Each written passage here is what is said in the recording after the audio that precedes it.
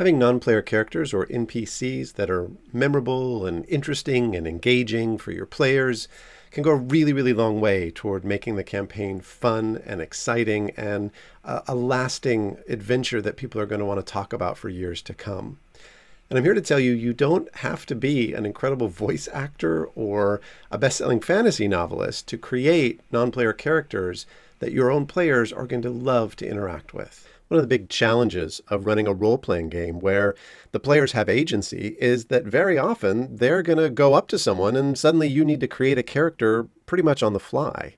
And of course, very often, if you're not ready for this, those kind of characters can all start to sound a bit the same and a bit generic, like the sort of quest giver in a video game that just sort of seems to be there to move the plot along. And frankly, they're not going to remember those kinds of characters. And of course, the totally wrong solution to this problem is to over-prepare, to either acquire game aids that have new stat blocks and paragraphs of text about the non-player characters that you have to learn and read beforehand, or to go to great lengths on your own to create intricate backstories and interesting details about these characters. And the reason, of course, this is the wrong solution to the problem is that you're going to get very attached to those characters. You're going to go to great lengths to prepare all kinds of interesting material.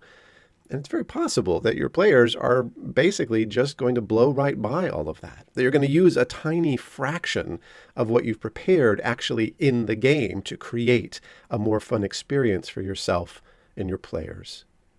My name's Robert Peak. I'm a Forever DM, and I've deployed scores, maybe hundreds at this point, of NPCs, and been thinking a lot lately about what are the patterns that cause players to remember the NPCs that I've sent their way, and what are the things I've done that have caused them to be totally forgettable.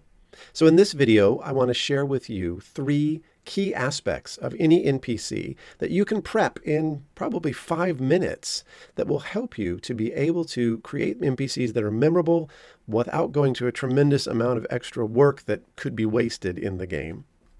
So if you remember nothing else from this video, I want you to remember the 3 elements. That is a trait, motivation, and significance.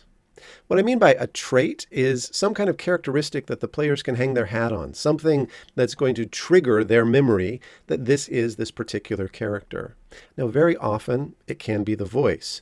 But again, you don't have to go to tremendous lengths to become an expert cartoon-style voice actor just to have some memorable aspect of the character's speech that will stick in the player's mind. And actually, before you get to the speech, you're probably going to be describing their appearance. So picking one and only one identifying trait can be valuable. They may be dressed in fine clothing. They may have a scar on their face. They may have a mane of thick, curly black hair.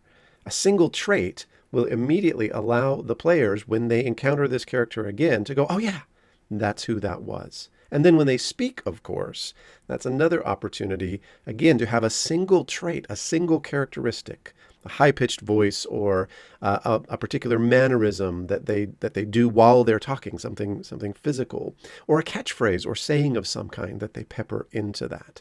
It can be simple, and in fact, it should be really simple, because memorable traits are single traits that will stick in the players' minds. So the next thing to define is your non-player character's motivation. Put simply, what do they want? And this is going to guide their actions, their activity, their behaviors in some way. You just have to identify what is it that this particular NPC wants. And that, of course, is then going to motivate you in a particular way as you're role-playing this particular character. It sounds silly, but a lot of people don't think about what their characters actually want. They're thinking about what the players want, they're thinking about how to advance the plot, and they're thinking about how to make the character interesting. But one of the best ways to make the character interesting and to make the character realistic is to give them some kind of motivation. So just as motivation tells you what the character wants, the significance tells you why they matter, or particularly why they might matter to your player characters, right? So motivation tells you why the characters are behaving the way that they are in terms of their own desires. But significance gives your players a clue about how they might want to behave in relation to this NPC, given their significance.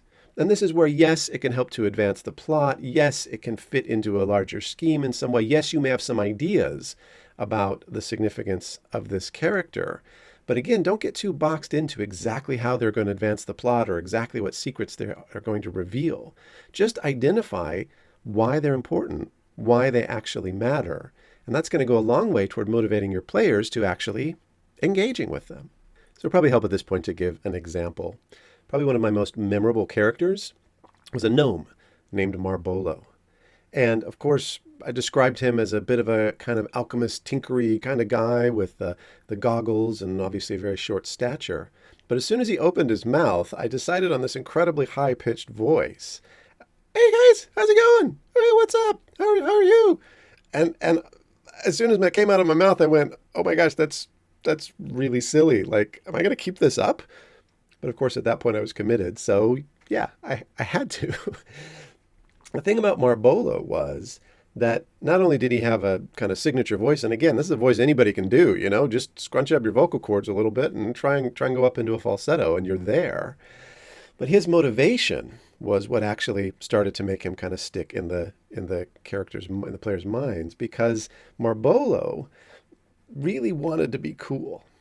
Marbolo really wanted to be an adventurer and wanted to be in with the in crowd and wanted the player characters to think he was a cool guy. He basically kind of became that sort of middle school little brother that wants to hang out with you when you're in high school. And of course, we could all relate to that. We all knew that guy. We were all sort of annoyed, but also slightly endeared to him as well. And of course, then he had to have some significance. Otherwise, the characters would pretty much just run away because he was kind of annoying, both in terms of his voice and his manner. But he was significant. He had an airship that the players frequently needed to borrow. He was a member of the Harpers and he had valuable information, and they had to take him from point A to point B, even though they really found him annoying. And what happened is the players went from hating him to sort of loving to hate him to eventually having great affection for him and wanting to stand up for him the way you would kind of your younger brother against bullies and others. So again, it was really simple. It was a goofy single trait that stuck in everyone's mind. It was a motivation that we could all relate to that was very consistent, right? He was just constantly kind of trying to put on a front of being this cool guy and sort of stumbling along the way. And of course, there was significance that tied the players to him in a way that made them relate for long enough that this became a memorable non-player character for them. All right, I know what you're thinking. What about the custom stat blocks and the cool magic items and all the interesting new rules that go with this NPC? Well, in my experience, actually, some of my most memorable NPCs had the commoner stat block. That's because the rules, as far as I'm concerned, don't necessarily go at nearly as long a way toward creating a memorable NPC as having the traits, the motivation, and the significance really nailed down. So I would encourage you actually to just flip to the back of the monster manual and pick some of those stat blocks for bandits or thugs or archmages as you see fit, and focus instead on these key components that make role-playing the NPCs interesting to you and interesting to your players. So that's really it. A single sentence for trait, motivation, and significance, a stat block that you can reskin however you see fit, and you've got an NPC that you can potentially play and really wow your characters with. I'm currently working on some non-player characters that I think will be totally unforgettable and easy to deploy in any kind of campaign setting. So look for that. It's coming out later on in DM's Guild. And if you're interested in that or that kind of thing, please do subscribe so you'll be the first to know when that kind of thing comes out. Meanwhile, from me, go play and have fun.